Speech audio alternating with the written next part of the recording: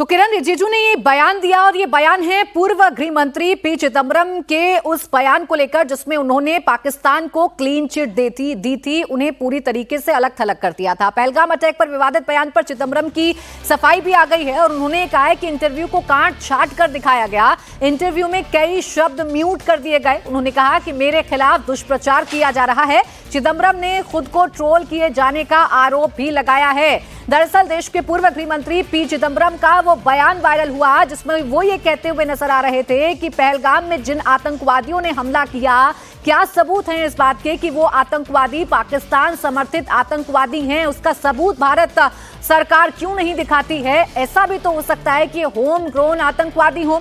अब जब इस पर विवाद बढ़ा तो पी चिदम्बरम की सफाई सामने आ गई है। सोशल मीडिया प्लेटफॉर्म एक्स पर उन्होंने लिखा है कि उनके इस इंटरव्यू को काट छाट कर दिखाया गया है, कुछ शब्दों को म्यूट कर दिया गया, जानबूझकर उनके खिलाफ दुष्प्रचार किया जा रहा है, जानबूझकर उन्हें ट्रोल किया जा रहा है। ये पी चिदम्बरम की तरफ से सफाई सामने आई है। आपको जानकारी दे दें कि लगातार सत्ता पक्ष की तरफ से यानी बीजेपी की तरफ से कांग्रेस पर अटैक किया गया कि कांग्रेस का ये चेहरा रहा है, यही चरित्र रहा है कि पाकिस्तान को जब जब एक्सपोज करने की बारी आती है पाकिस्तान के साथ जाकर खड़े हो जाते हैं या ऐसे बयान देते हैं जिससे पाकिस्तान को बल मिलता है। जब विवाद बढ़ा, जब हंगामा बढ़ा, सियासी सरगर्मी बढ़ी तो पी चिदम्बरम ने अपनी सफाई भी दे दी है और ये कहा है कि उन्हें जानबूझकर ट्रोल किया जा रहा है, उनके इस इंटरव्यू को काट छाट कर दिखाया जा रहा है, कुछ शब्दों को जानबूझकर म्यूट कर दिया गया है।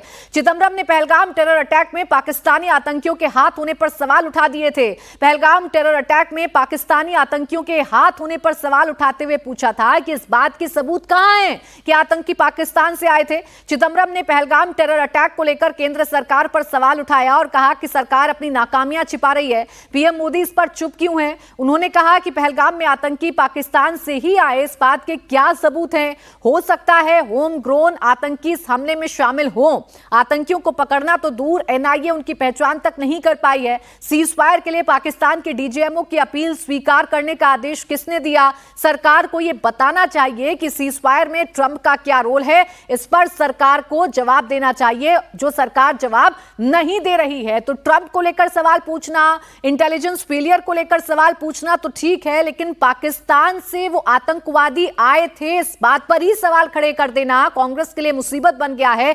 यही वजह है कि पी चिदम्बरम ने अपनी सफाई पेश कर दी है, लेकिन यहां उनको यह जरूर बताना चाहिए कि उनके कौन से शब्दों को म्यूट किया गया था, वो क्या कहना चाह रहे थे ये बोलकर कि पाकिस्तान से ही आतंकी आए, उसके सबूत कहां हैं। चिदम्बरम के बयान पर अनुराग ठाकुर ने पलटवार किया। उन्होंने कहा कि राहुल ऑक्यूपाइड कांग्रेस पाकिस्तान की ही पैरवी करती है। जब जब पाकिस्तान और आतंक की बात आती है तो पाकिस्तान भी पाकिस्तान की उतनी पैरवी नहीं करता जितनी राहुल ऑक्युपाइड कांग्रेस पाकिस्तान की करती है।